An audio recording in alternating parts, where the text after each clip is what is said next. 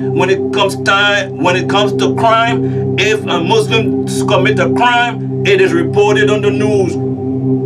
Those Muslim terrorists. If a Tibetan commits a crime, it becomes those Buddhist monks. If it is a group that practice voodoo, it will be reported as the voodoo cult. Yet they don't say Jeffrey Dahmer, the Roman Catholic or Lutheran. When there was a Russian cannibal on the loose, they made sure you knew it with headlines. The Russian Nikolai Zamagalayev, called Metal Fang, who was a cannibal.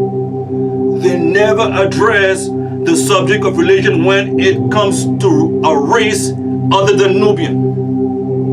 They never say son of Sam, a Jew, who was a mass murderer. They never say Jack the Ripper, the Anglican, or Donald Leroy Evans, the Protestant, or Ted Bundy, the Southern Baptist, or that all clan members subscribe to the Bible and the church. Those clan members are Christians.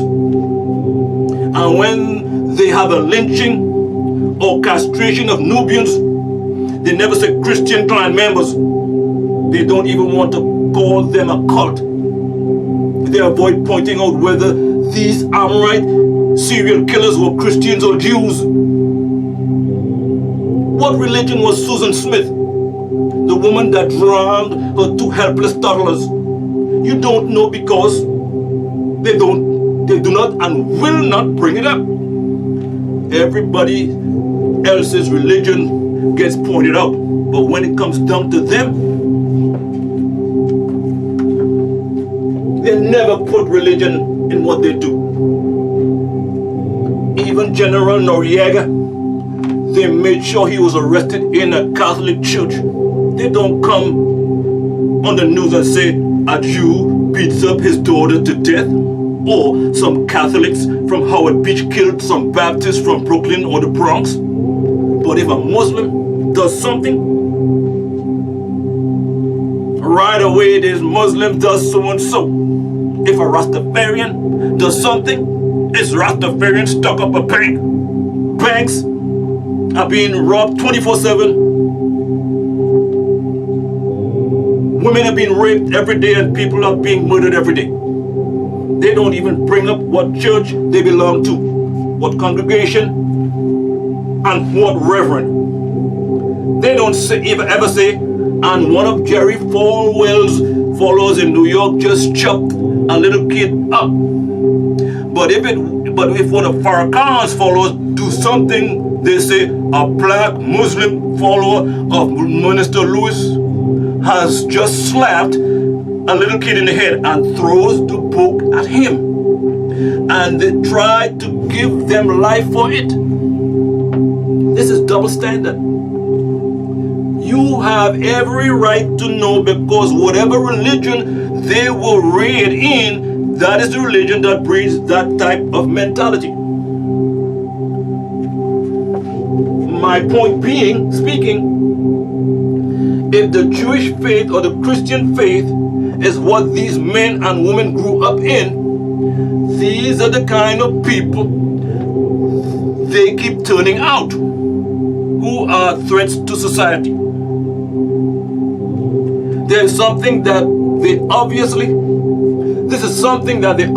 want to hide and avoid talking about. When it comes to the destruction of a Nubian, they put all the attention on things such as drug scandals, sex scandals, marital affairs, who their children are, what their children do, or simply their personal affairs that they may have been involved in. In most cases, the stories are exaggerated and made to look like something drastic, when in actuality, they are all lies. However, when it comes to the Amorites, everything is concentrated on their money. You should ask yourself, why is it so? It is always a pleasure scandal with Nubians. Let me explain what I mean by this, speaking. When trying to destroy any Nubian, they sensationalize. And there's much propaganda on subjects such as sex, as in the case of Luther Vandross, Teddy Pendergrass, Whitney Houston, Vanessa Williams, and Michael Jackson, when a 13-year-old boy accused him of sexually molesting him. He faced both a civil suit and a criminal investigation. The matter was settled out of court, and both parties agreed to the settlement. Yet they still exaggerated the story and tried mostly to discredit him and to make money off the case by selling newspapers, magazines, etc. However, when it came to the case of Pee Wee Herman, whose real name is Paul Rubin, a Jew, it was in court, over and forgotten about before you knew about it. Again, it's called pushing double standards. Another one of their favorite tactics is the Amorite knows that in order to keep you in submission to him, you must not realize your royal descent.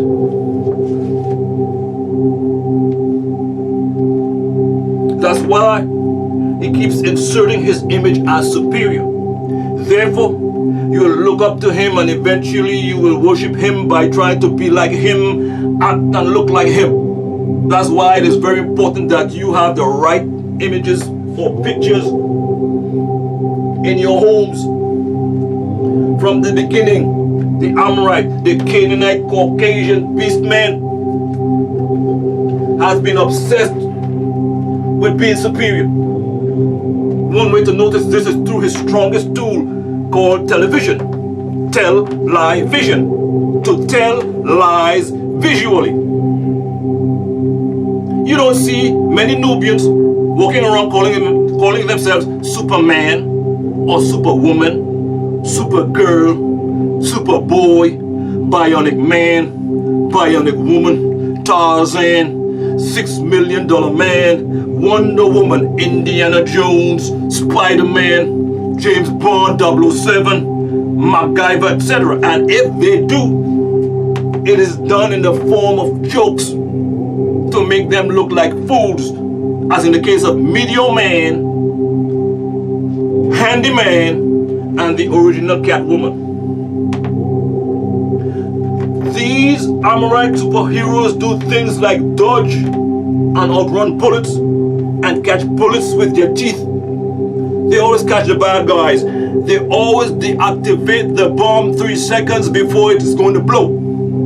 In other words, they do things that are almost impossible.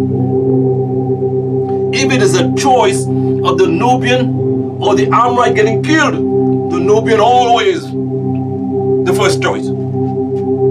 This is all put forth to subliminally suggest that you have to be an Amorite to be successful or to survive. And you are of no value and can be eliminated without no concern by any.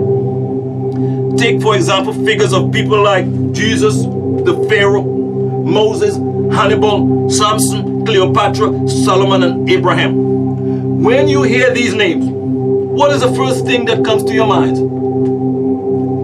If you're honest, you will have to say that when you think of Moses, you think of Charlton Heston.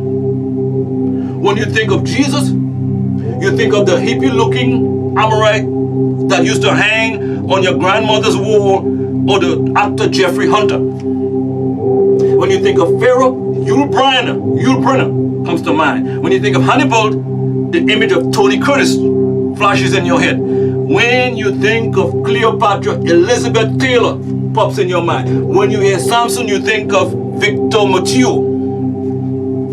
It is no coincidence that all these great people are being portrayed as Canaanite, Caucasian, beast men and women. And now the latest is Solomon, who is portrayed as Jimmy Smits. Now you can say that this is only entertainment, But this form of entertainment is obviously subliminal education, because it is a proven fact that all these men and women were Nubians, but they make you think that they are not Nubians by feeding you with a bunch of lies. The media is nothing more than the board of education, or the broader of education of the evil reptilians, malevolent beings.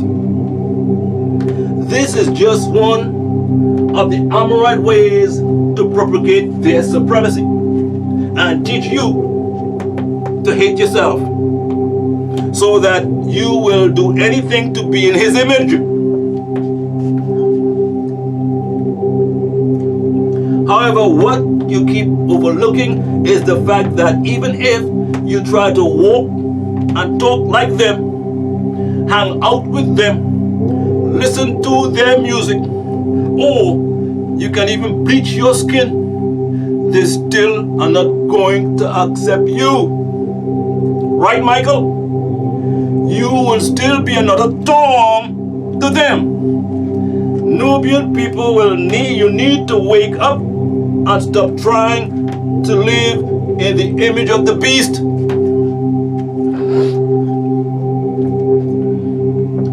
They try to make everybody an Amorite, a Canaanite, Caucasian beastman. If you have noticed the picture of Dr. Martin Luther King Jr., it gets lighter and lighter as the years go by. By the year 2020, he will be a staunch Amorite. Even Aunt Jemima from Aunt Jemima Pancakes has transformed from a rag-wearing maid suit. Now she has a perm, and in due time, she will look like Brooke Shields. Since Michael Jackson has changed his appearance, he has become the pop singer Michael Jackson. Since childhood, Michael was considered a rhythm and blues singer. But now that he is no longer a black man, all of a sudden he is a pop singer.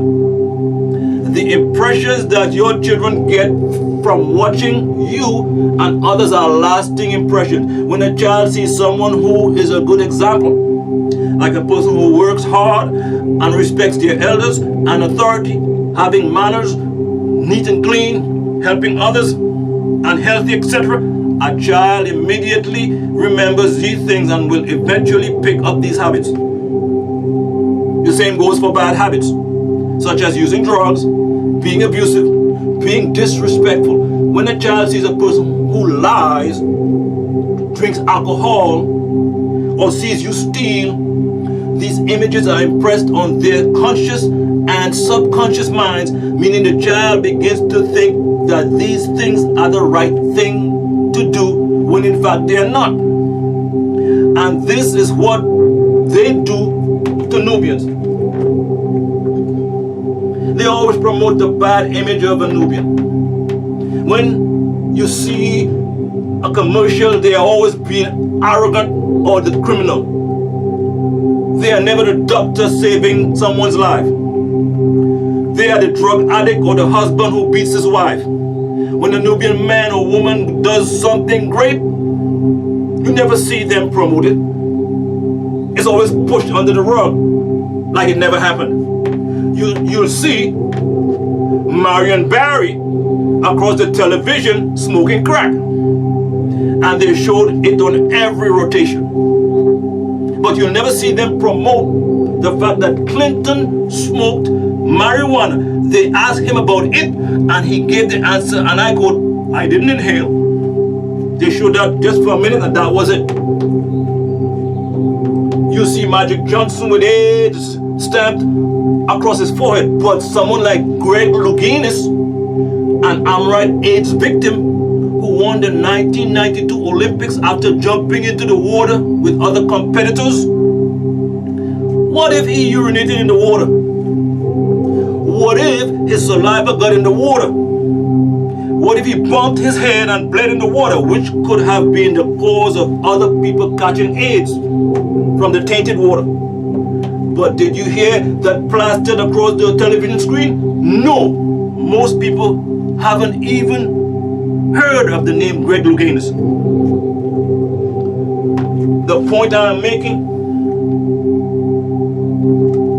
or trying to make, you can replace them with the correct images. You can take away these negative images that they placed in your child's mind. Help dispel these myths that all Nubians are gangsters or drug dealers who don't work for a living, because there are Nubians that have been and can be a positive influence to the youth. As long as you have the mark of the beast and live under the rule of the evil reptilian and accept his laws, you won't have any problems. The moment you start acknowledging who you are, the evil one will set out against you and say, persecute that person just because you are righteous. That is the sole purpose. The Nubians who are running around the street smoking crack, selling drugs, prostituting themselves, they don't bother them. You see in the neighborhoods where there is an open crack house, and you ask yourself, why don't they just come in and close the place down? They tell you, we don't want the crack users, we want the crack pushers. But if you arrest all the users, the pushers will come out, because that's who is supporting them. They don't want them. They persecute you for one reason and one reason only, and that is righteousness. And I will give you a perfect example of persecution for righteousness' sake. Dr. Martin Luther King Jr. had a righteous heart. He meant well in everything he was doing. And you and no one else can deny that, correct? You may not agree with his doctrine or everything he taught, but he had a good heart and he meant well. What did they do to him? They killed him anyway. Now, Malcolm X, on the other hand, was totally against everything they were about. He spoke bluntly against them. But for what he believed, he was also sincere and he had a good heart. What did they do to him? They killed him too. So now, what is the reason for killing these two totally opposite Nubian leaders? Because they were Nubian? No. He killed them for righteousness' name's sake. Because they were getting too many Nubians to wake up. He just kills because you have submitted to the will of the Most High and have become righteous, or by submitting to Jesus or Yahweh or Jehovah or even Jah. He will kill a Rastafarian. He will kill anybody. He does not want to see you serving anything other than him. Revelation 13, 12 through 17 tells you that he wants you to serve him. Most Nubians believe it or not are serving him in one way or the other by trying to look like him, by emulating him, and that is his greatest desire. That you will turn away from yourself and idolize him and get the mark of prostration to him on your hands, the mark of the beast instead of the mark of righteousness. That's why he created sun tanning pills and lotion. Ultraviolet light darkens their complexion. Not to mention some of them live under these machines trying to be Nubian. And silicone implants, which enlarges the breast, the thighs, and the buttocks. For years they tease you about your full lips, calling you bubble lips. and any other derogatory name. Now, they are the ones who are having silicone injections in their lips just so that they can look more beautiful. Take it from me. They are well aware of the fact that black is beautiful. No. You do to your face what Napoleon did to the statues in Egypt. Napoleon, he went through knocking out your noses to hide your blackness. You better stop trying to live in the image of the beast. He is from a degenerate, cursed seed. There is no life for him after this world. But if you live righteously in the way of the Most High, you have been promised paradise. Why throw it all away to follow the footsteps of the evil reptilian? Your life is on the countdown now. Now the Muslim world is a part of the Masih el-Dajjal. I said the Muslim world years ago. Masih el-Dajjal, which means the Antichrist. I said the reason why we must stop or step away from Islam is because most of Muhammad's followers are going over to Dajjal.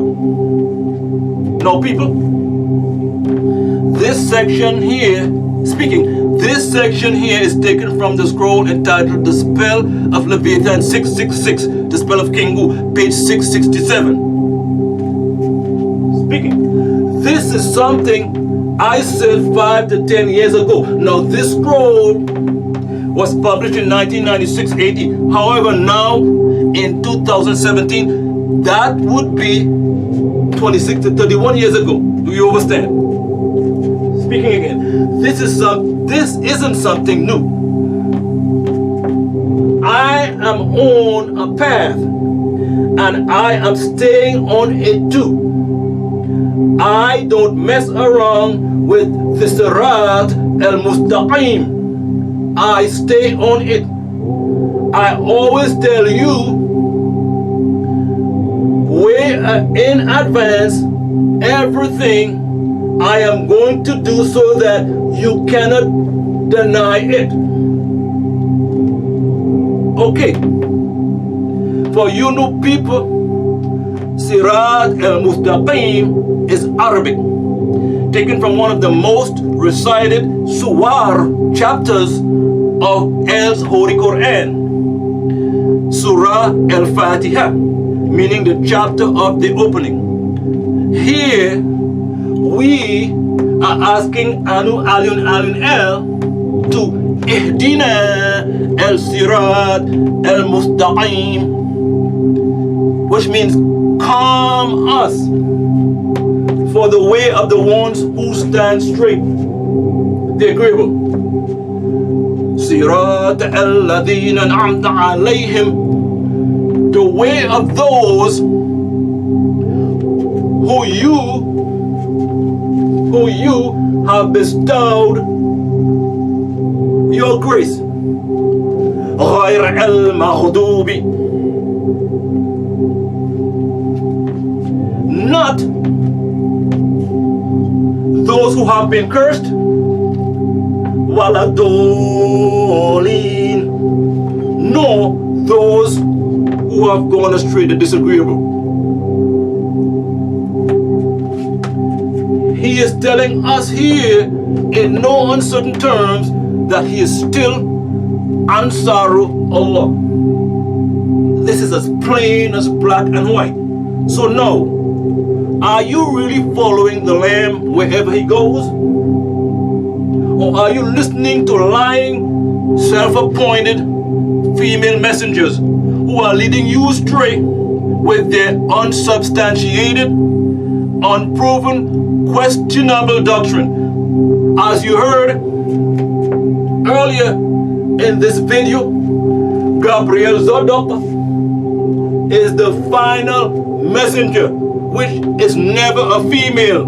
Truth is truth.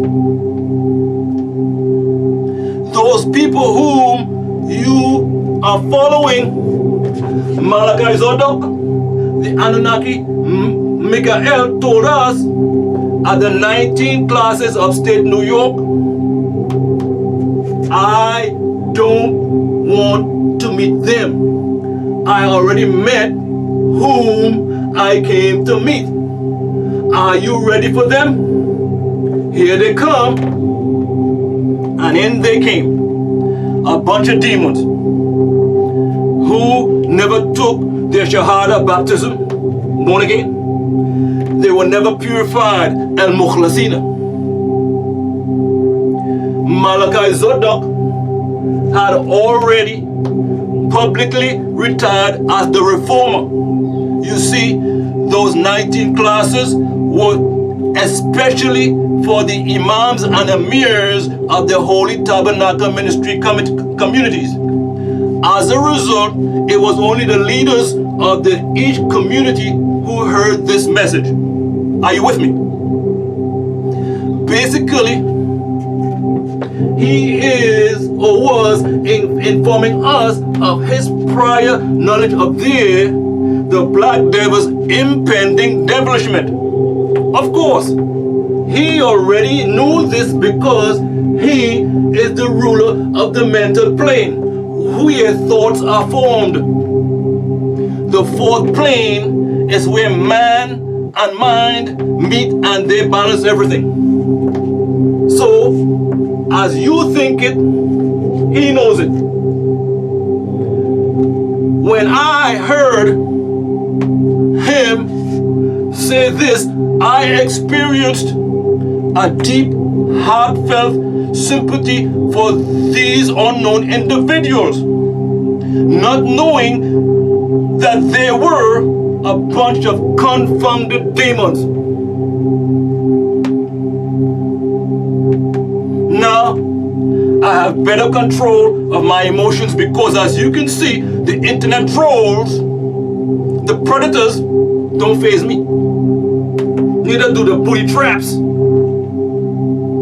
So, if you honestly are about to place your souls, which Anu give you for a safekeeping, into the hands of these black devils, at least ask them, what was your Muslim name and to which community did you belong?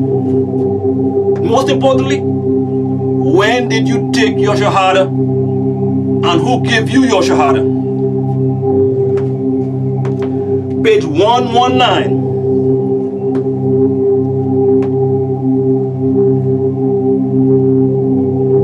Of the scroll, you must be born again.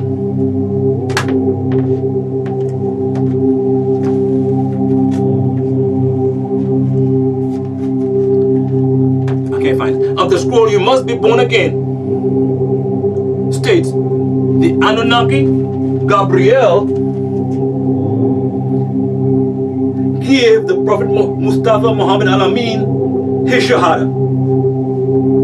The Anunnaki Gabriel not only gave the Prophet Mustafa Muhammad Al-Amin his Shahada, but those who sat with him also bore witness to the truth. And their deen, Nu'albu, Al-Islam in its pristine beauty.